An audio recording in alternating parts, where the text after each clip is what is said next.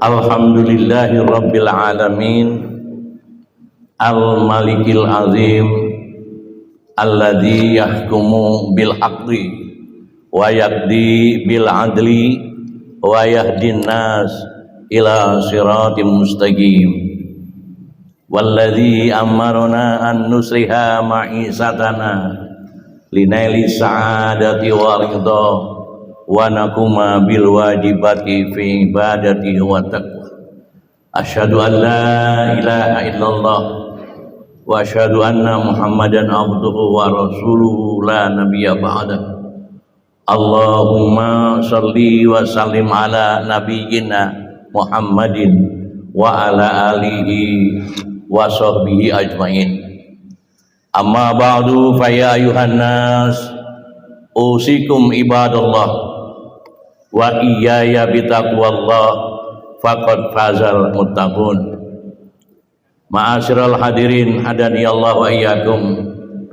Marilah kita bersyukur kehadirat Allah Subhanahu wa taala yang telah melimpahkan kebahagiaan, kesejahteraan, kenikmatan kepada kita sehingga pada siang hari ini kita bisa melaksanakan perintah Allah Subhanahu wa taala melalui salat Jumat berjamaah.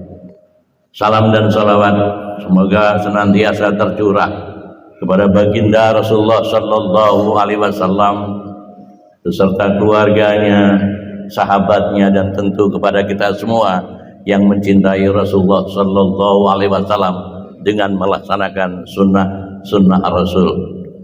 Hadirin yang berbahagia, sebuah firman Allah menjelaskan qad aflaha man zakkaha wa qad khaba man dassaha.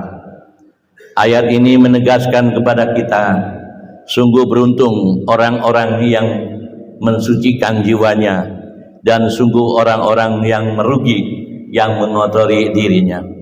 Surat Asy-Syams. Hadirin yang berbahagia, secara fitri bahwa manusia itu suci, tidak ada manusia yang kotor. Namun karena faktor-faktor lingkungan, faktor bisa saja, faktor pendidikan, dan semua yang mengapit kehidupan kita, akhirnya manusia banyak terdorong kepada kemaksiatan dan dosa. Hadirin yang berbahagia, oleh karena itu kami selaku khatib mengajak, mari kita membersihkan jiwa kita dari kekotoran. Karena jiwa kita kalau kotor termasuk orang-orang yang rugi. Kita hidup tidak harus menjadi orang-orang yang rugi. Hadirin yang berbahagia, memang tidak ada manusia suci 100%. Karena manusia kadang-kadang diberikan kelupaan oleh Allah dan sekaligus kelalaian. Oleh karena itu sebagai manusia ada satu nurani yang senantiasa mengiringi kita bahwa kita tidak ingin berjiwa kotor. Ada usaha untuk bersih, namun bagaimana caranya membersihkan jiwa kita agar jiwa kita tidak kotor. Hadirin yang berbahagia, dalam tazkiyatun nafs, bagaimana cara agar kita bersih jiwa kita? Yang pertama, wa ma umiru illa liya'budullaha mukhlisina lahuddin. Mari kita senantiasa melakukan pekerjaan-pekerjaan yang bisa menemui Allah Subhanahu wa taala, tentunya dengan pintu ibadah. Pintu ibadah yang kita laksanakan itu harus ikhlas. Kalau tidak ikhlas, maka ibadah kita tidak akan diterima oleh Allah Subhanahu wa taala. Saya pernah berbicara di tempat ini, insya Allah mudah-mudahan saya tidak lupa.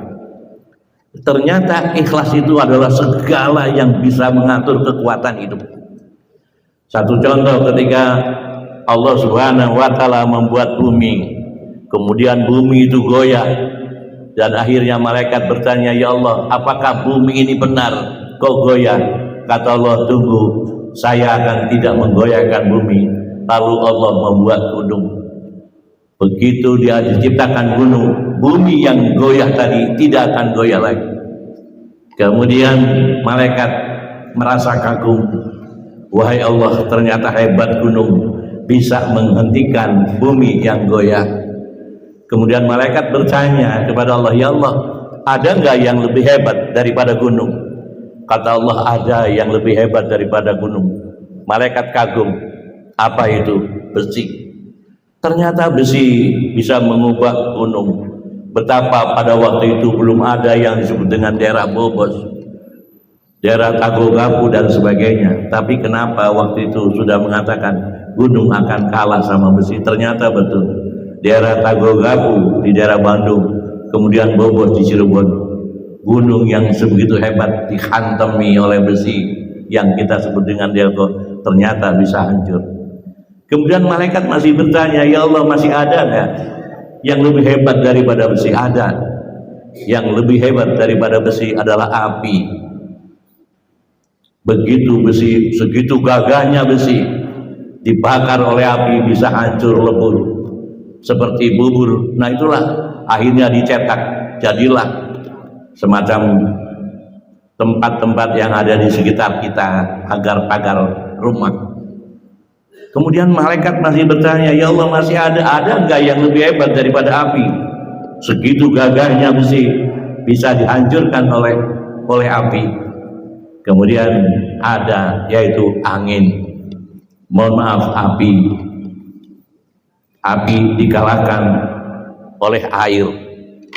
Hadirin yang berbahagia, begitu api meledak besar, tapi sekejap saja, dengan waktu beberapa jam bisa dikalahkan oleh air, dan air itu bisa merendam api yang menjilat.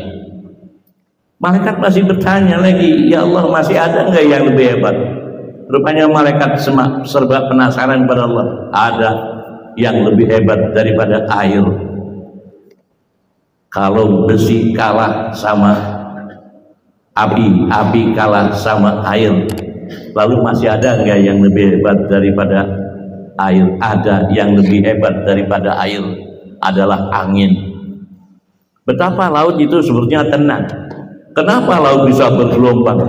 Kadang-kadang sampai ratusan meter, sampai ada kapal besar pun bisa tenggelam karena oleh hempasan angin yang menggelombangkan air. Nah, kemudian namanya malaikat ini lama-lama tahu diri pertanyaan itu. Makin banyak bertanya, makin kelihatan kelemahan malaikat. Akhirnya, ya Allah, dari sekian semua yang paling hebat sesungguhnya apa? Dari semua yang paling hebat di dunia ini adalah keikhlasan. Makanya di sini, wa ma umiru illa liya'budullaha mukhlisin. Itulah keikhlasan. Semua kita kerja, insya Allah ikhlas adalah segala-galanya. Sebagai suami kita ikhlas membawa istri, sebagai ayah kita ikhlas memelihara anak, sebagai teman kita ikhlas bergaul dengan teman yang lain, sebagai pimpinan ikhlas kita bisa memelihara anak buah hebat, berarti pimpinan juga ikut hebat, karena itulah dari hasil kepemimpinan. Hadirin yang berbahagia, itu yang pertama. Kemudian yang kedua, bagaimana agar hati kita tenang, hati kita tenang. Mari kita melaksanakan ibadah sesuai dengan tuntunan agama. Banyak orang yang beribadah tidak sesuai dengan tuntunan agama. Kelihatannya tuntunan agama, padahal bukan. Oleh karena ini, mari kita senantiasa melaksanakan kegiatan-kegiatan agama sesuai dengan tuntunan Allah dan tuntunan Rasulullah Shallallahu Alaihi Wasallam. Sebab kalau tidak, ya akhirnya kata orang Sunda, capek gawe teka pakai. Karena apa? Tidak sesuai dengan tuntunan. Banyak orang yang nampaknya amalnya banyak, tapi amalnya itu tidak ahsan. Makanya Allah berfirman, alladzi khalaqal mauta wal hayata liyabluwakum ayyukum ahsanu amalan. Amal yang diterima itu amal yang baik, bukan amal yang banyak. Belum tentu amal yang banyak akan membuat kita ini hebat. Justru makanya amal kita ini harus sesuai dengan ketentuan yang diajarkan oleh Rasulullah Shallallahu Alaihi Wasallam. Banyak orang yang beramal dengan jumlah besar, tapi sedikit sekali beramal dengan sebaik-baiknya. Hal ini karena tidak sesuai dengan tuntunan agama. Karena banyak orang-orang yang beribadah mungkin karena kepercayaan nenek moyang yang masih melekat. Satu contoh, ketika khatib pergi ke daerah Parigi, mohon maaf, dan juga di Yogyakarta, mereka kadang-kadang mengucapkan kalimat-kalimat thayyibah, lalu dia menghadap laut, kalimat-kalimatnya kalimat Islam. Subhanallah, ada la ilaha illallah, ada Allahu Akbar, tapi menghadap ke laut. Di situ ada makanan-makanan. Kemudian setelah selesai berdoa dipimpin oleh seorang ustadz, akhirnya barang-barang yang sudah dimasak dimasukkan ke dalam laut dengan cara ini adalah persembahan untuk penguasa laut. Aneh. Kalau yang namanya penguasa laut itu ada Allah Subhanahu wa taala. Allah tidak mungkin makan nasi kuning, tumpeng. Allah nggak mungkin makan nasi goreng dan sebagainya. Banyak itu dijumpai. Saya waktu itu istighfar, astagfirullahaladzim. Inilah saudara-saudara kita yang lemah iman. Makanya mari kita perbaiki iman.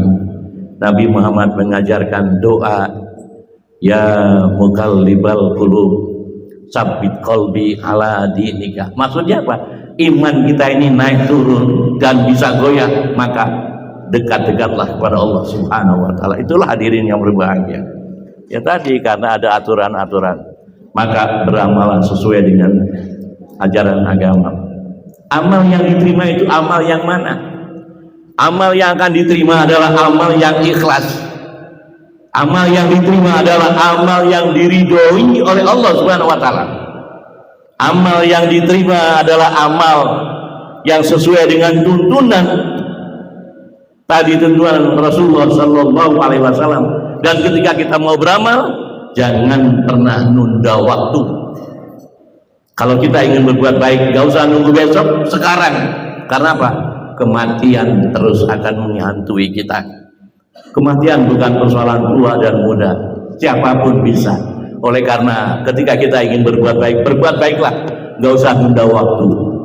Kemudian setelah beramal, jangan pernah merasa bahwa amal saya banyak, karena Allah juga tetap menguji kepada kita. Di lain ayat, kita kadang-kadang mengaku saya orang beriman, saya percaya kepada Allah, saya percaya kepada hari akhir. Kata Allah, Anda belum percaya sebetulnya. Wa ma hum bimu'minin. Coba bayangkan. Wa minan nasi may yaqulu amanna billahi wal yaumil akhir. Banyak orang mengatakan saya iman kepada Allah, saya iman kepada hari kiamat. Tapi apa jawaban Allah? Wa ma hum bimu'minin. Anda belum beriman. Karena tingkah laku kita belum sesuai dengan ajaran-ajaran agama. Itulah hadirin yang berbahagia. Kemudian sebagai orang yang ingin mensucikan diri, yang pertama adalah ikhlas tadi. Kemudian yang kedua, mari kita beribadah sesuai dengan tuntunan Rasulullah Sallallahu Alaihi Wasallam. Dan yang ketiga, mari kita tetapkan dalam diri kita bahwa Al-Quran adalah undang-undang kita sebagai orang yang beriman. Dzalikal kitabu la raiba fi hudal lil muttaqin. Undang-undang Allah adalah undang-undang yang paling benar, dan al-haqqu mir rabbika wa la takunanna minal mumtarin. Kebenaran jangan kita ragukan. Hadirin yang berbahagia, inilah salah satu. Karena apa?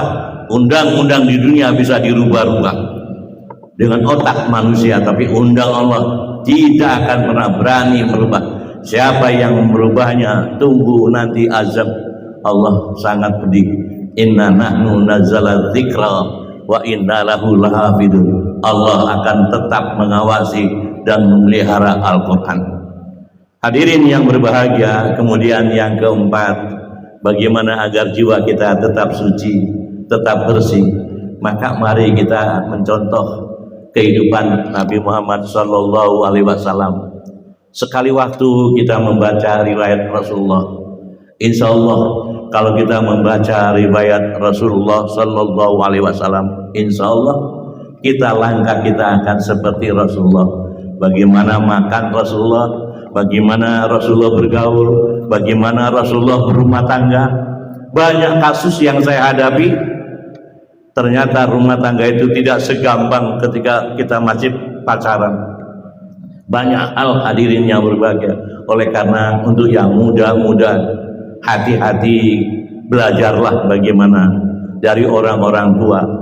Saya menghadapi beberapa kasus menyelesaikan perumah tangga, banyak sekali. Oleh karena itu hati-hati hadirin yang berbahagia dalam rumah tangga. Jadilah seorang ayah yang baik, jadilah seorang suami yang jujur, insya Allah rumah tangga kita akan sakinah, mawaddah warahmah. Tirulah Rasulullah Sallallahu Alaihi Wasallam. Kemudian yang terakhir hadirin yang berbahagia, agar hati kita tenang, jangan lupa ingatlah kepada Allah dimanapun kita berada. Inna fi khalqis samawati wal ardi wa tilafil laili wan nahari la ayatil liulil albab alladzina yadhkuruna Allaha qiyaman wa qu'udan wa ala junubihim wa yatafakkaruna fi khalqis samawati wal ardi rabbana ma khalaqta hadza batila subhanaka faqina adzabannar. Jangan lupa kita berzikir, ingat pada Allah dimanapun kita berada. Insya Allah kalau kita ingat pada Allah, Allah akan ingat pada kita. Fadhkuruni azkurkum. Bahasa anak-anak muda sekarang, I love you Allah, maka Allah akan menjawab I love you too. Betapa kita akan dicintai oleh Allah. Kalau saja kita ada orang presiden mencintai kita, kita sedang.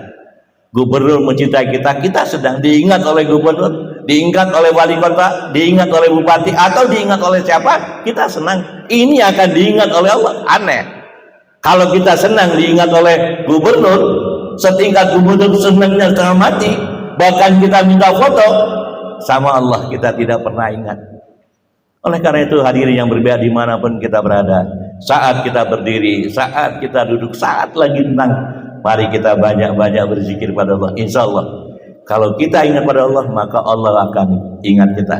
Inilah salah satu bagaimana agar hati kita, jiwa kita menjadi suci. Semoga para jamaah Nurul Ilmi ini menjadi orang-orang yang dipelihara oleh Allah Subhanahu wa Ta'ala, menjadi orang-orang yang kelak di kemudian hari, orang-orang yang husnul khotimah, menjadi orang-orang yang bertaubat sebelum ajal menjemput kita. Dan senantiasa kita memohon kepada Allah agar hati kita tetap dekat dengan Allah Subhanahu wa Ta'ala. Demikianlah yang bisa saya sampaikan. Mudah-mudahan bermanfaat untuk diri saya, keluarga kita semuanya, keluarga besar Universitas Gunung Jati dan sekitarnya. Mudah-mudahan Allah memberikan ampunan kepada kita. Itulah yang bisa saya sampaikan. Barakallahu li wa lakum.